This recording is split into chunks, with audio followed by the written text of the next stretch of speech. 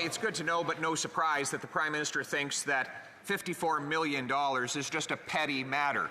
According to one programmer, demonstrated that the Arrive Can app could have been designed in a single weekend for less than $250,000. Instead, this Prime Minister paid $54 million. 10,000 people were sent by that app wrongly into quarantine when they shouldn't have been. And many of the contracts went to companies that have home addresses as their headquarters.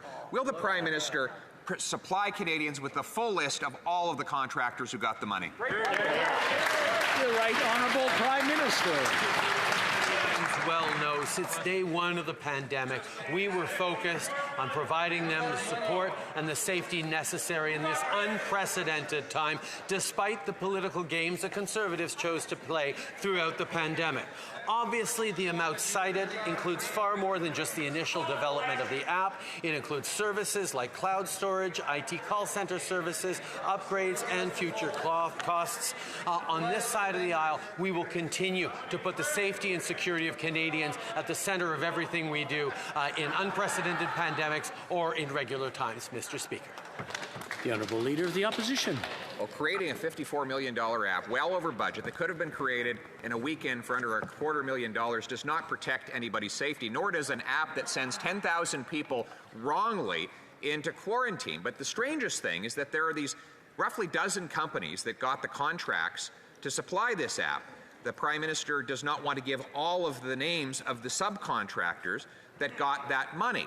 I challenge him now. Will he commit to supply this House with the list of all the subcontractors who got the money, who got rich? The Right Honourable Prime Minister. Mr. Speaker, Canadians well remembered that when this unprecedented pandemic hit us as a country, we pulled together. We had a government that stepped up to work with other orders of government to deliver all the protections we possibly could for Canadians in an unprecedented time. We were there to have Canadians' backs. While Conservatives were peddling vaccine misinformation and refusing to follow public health directives, we stepped up and made sure that Canadians had all the tools to deliver safety for them. That's what we will continue to do, Mr. Speaker. The Honourable Leader of the Opposition. They stepped up to put money in the pockets of their friends. We don't forget the We Charity, Mr. Speaker. But now someone got rich here. Someone designed an app that didn't work, that sent 10,000 people wrongly into quarantine, that had addresses, home addresses, as the headquarters of the companies that received the money. Many of the subcontractors are still secret, and if the Prime Minister will not tell us the identity of those companies, then maybe he can tell us who was the genius. Would the genius who spent that $54 million on an app that could be designed in a weekend please stand up now? The Right Honourable Prime Minister.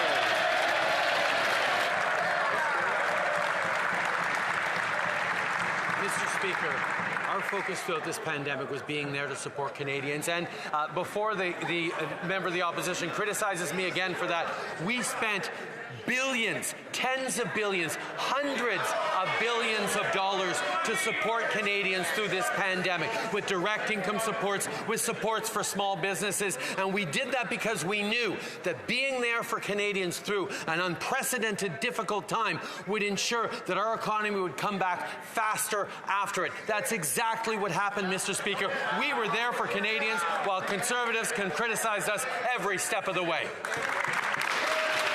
The Honourable